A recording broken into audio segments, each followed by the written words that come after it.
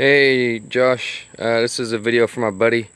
I guess we all kind of got bit by the third gen bug at one time. He picked up a '86 Ford, I guess Mustang, you said. But anyway, so this is the Iroc, man. I've actually done a lot to it. I bought it for $13,500, and I did some stuff, like I got a new badge. The badge was messed up. Of course, the license plate, pretty neat. It's got the 3-inch pipes, 3-inch. Had to get some 2 center caps. They were missing when I bought the car. This badge, luckily, was almost fell off. I got some double-sided tape, and it's doing good now.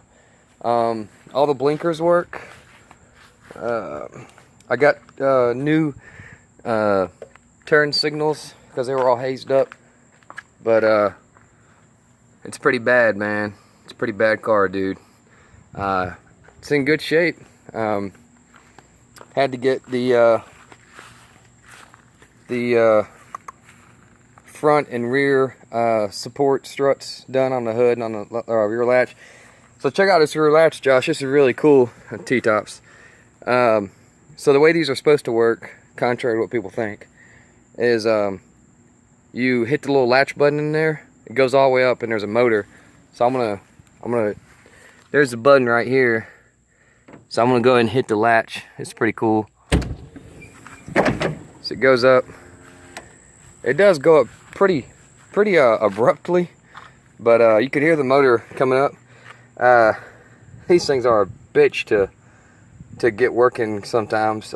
This particular one, Josh had it was somebody had ripped apart the wiring harness inside and the relays. Didn't have any of that in there, so the motor and everything was like 200, and then the harnesses and stuff was like 120 bucks. And then I found out that the struts were too weak to hold the car up, so I had to get these replaced. This right here is supposed to be kind of a rare option. It's pretty nice, so it just pops out. I bought the T-top bag.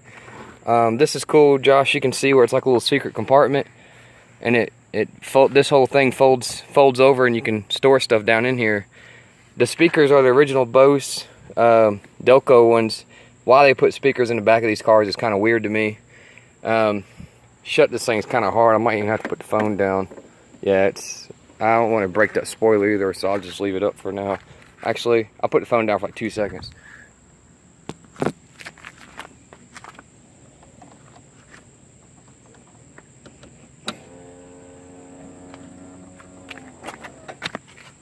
don't know if you heard that, but you could hear the latch closing. So anyways, we'll go inside of it and I'll show you everything. So this is the 305, Josh, with the 5-speed manuals, which are kind of rare actually. Not super rare, but they're rare-ish. And it's got almost 70,000 original miles. Runs really good. I had to get the horn working. There's the horn. Just this thing alone, Josh, is like 300 some bucks, man.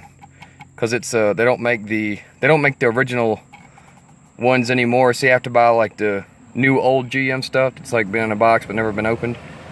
So to work everything, I'll show you. It's kind of neat. It does have an aftermarket, which I like. I mean, I don't want a cassette player because I like my CDs I have, and I can hook up my iPod to this. But of course, you know, you got your ashtray, and then this is pretty cool, Josh. This is where they kept all the RPO codes and stuff. So this is an Iroc. I got it all.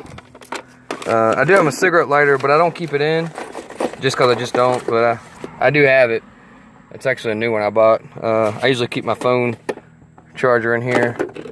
But yeah, it's got all your codes on it. Power windows, they work. I just need to get new ones that have labels on them, but they're like 60 bucks a switch. Original shifter and knob. The defrost does work. It stays on. I think it stays on for 10 minutes and then cuts off. So over here is pretty neat. This is your cruise control. The cruise is off, but to turn it on, that's off, on, and then you push this button, and then you can indent like that to make it go faster. But you can't coast, it just turns off or on. You've got your fog lights. To use the lights, you pull this out once to turn them, like, I guess just to basically get them on. And then you pull it out all the way like that. And then you can dim it by turning it left or right type of deal. So anyways, and then this works, power mirrors. This thing's fully loaded actually, which is pretty cool. The locks are kind of sticky, so you have to do them by hand, but other than that, it's whatever.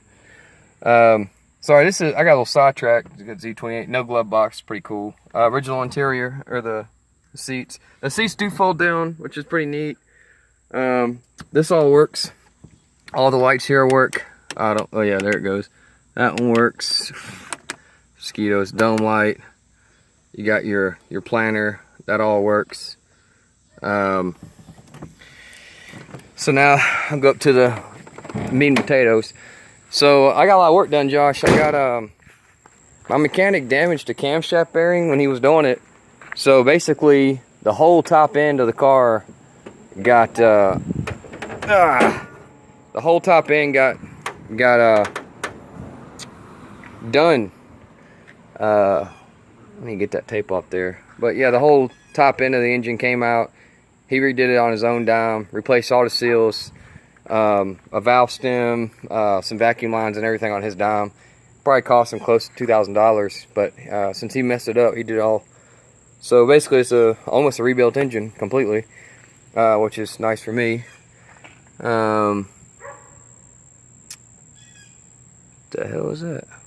So, sorry, just looking around some stuff. But anyways, it's a 305. It's got 215 horsepower. And so for that year in '87, that was the first year they came out with the tune pour injections, and the first year they came out with the 5.7 liters, the 350s.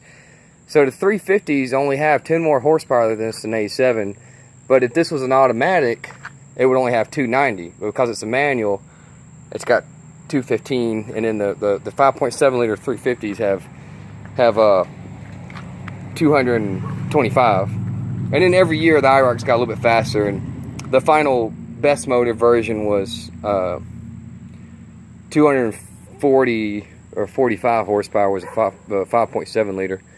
So anyways, there you go, man. That's everything. I replaced the jug, radiator, thermostat housing. I put a 180 thermostat in it. Battery had to get done. Both rear and front sway arms, bushings and stuff got replaced. Rear main seal got replaced. Oil pan gasket got replaced.